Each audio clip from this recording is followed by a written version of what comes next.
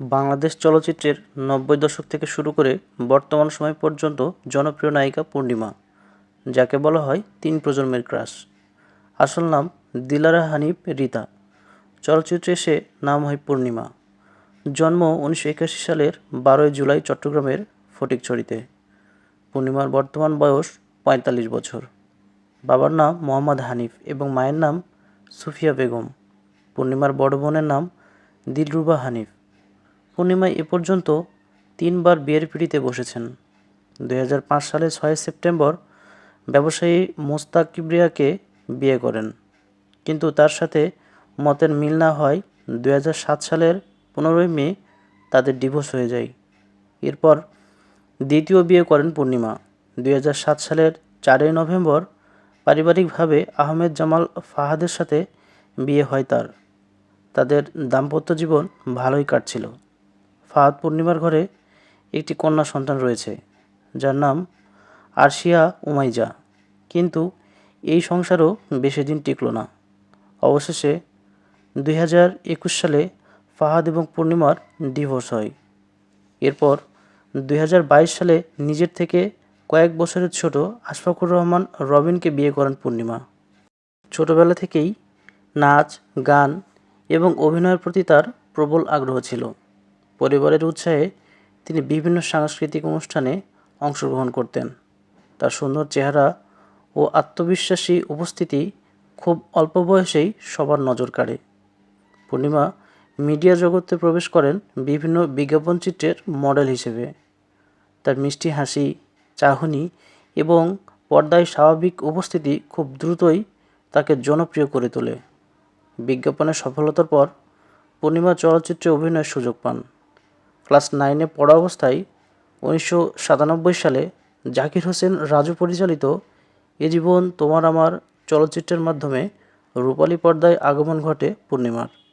এই সিনেমায় তার বিপরীতে অভিনয় করেন জনপ্রিয় চিত্রনায়ক রিয়াজ। সুন্দর চেহারার অধিকারিণী এই নায়িকা অভিনয়ের সাথে সাথে অসাধারণ সৌন্দর্যের জন্য সবার মন জয় করে নেন। মিস ডায়না এবং কাল্লু মামা সিনেমায় তার অভিনয় এবং সৌন্দর্য দর্শকদের নজর কাড়ে। ২০০৩ সালে মুক্তি পায় তার সবথেকে সফল ছবি মতিউর রহমান পান্নু পরিচালিত মনের মাঝে তুমি। এটি বাংলাদেশ ভারত যৌথ প্রযোজনায় নির্মিত এবং বাংলাদেশের সফল সিনেমার মধ্যে অন্যতম একটি সিনেমা।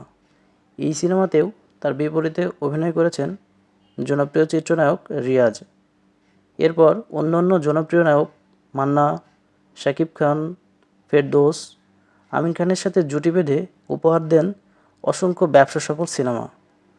তার অভিনীত অনেক সিনেমাই সুপার ডুপার হিট হয় এবং তিনি খুব দ্রুত সময়ের মধ্যেই দেশের শীর্ষ নায়িকাদের কাতারে চলে আসেন।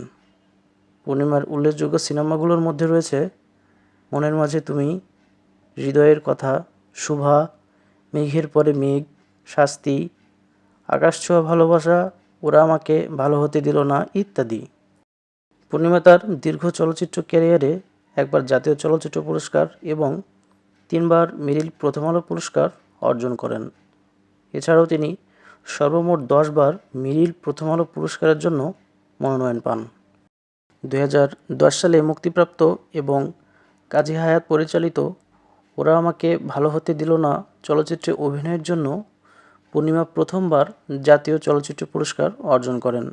২০০৩ সালে মুক্তিপ্রাপ্ত সিনেমা মনের মাঝে তুমি, ২০০৬ সালে হৃদয়ের কথা এবং ২০০৭ সালে ধোঁকা সিনেমায় অভিনয়ের জন্য তিনি মোট 3বার মেরিল প্রথম আলো পুরস্কার অর্জন করেন। পূর্ণিমা চলচ্চিত্রে অভিনয়ের পাশাপাশি বেশ কিছু নাটকেও অভিনয় করেছেন। তার মধ্যে উল্লেখযোগ্য হল ল্যাবরেটরি, উল্টো ধনুক, এখনও ভালোবাসি, ফিরে যাওয়া হলো না, মুন্সিগিরি ইত্যাদি। পূর্ণিমা অভিনয়ের পাশাপাশি উপস্থাপনাও করেছেন। ২০১৮ সাল থেকে তারকাদের নিয়ে জনপ্রিয় আলাপচারিতা অনুষ্ঠান এবং পূর্ণিমা এই অনুষ্ঠানে উপস্থাপনা করেছেন। এছাড়াও তিনি কয়েকবার মেরিল প্রথম আলো পুরস্কার বিতরণী অনুষ্ঠানেও উপস্থাপনা করেছেন। প্রিয় দর্শক, দিলারা হানিফ পূর্ণিমা শুধু একজন অভিনেত্রী নন, তিনি বাংলাদেশ চলচ্চিত্র অঙ্গনের একটি গুরুত্বপূর্ণ অধ্যায়। দীর্ঘ কর্মজীবনে তিনি অসংখ্য দর্শকের ভালোবাসা অর্জন করেছেন। তার অভিনয়, ব্যক্তিত্ব, সৌন্দর্য এবং পেশাদারিত্ব তাকে দেশের অন্যতম শ্রেষ্ঠ অভিনেত্রীদের কাতারে স্থান দিয়েছে। সময়ের পরিবর্তনের সাথে অনেক শিল্পী হারিয়ে গেলেও পূর্ণিমা আজও দর্শকদের হৃদয়ে সমানভাবে উজ্জ্বল।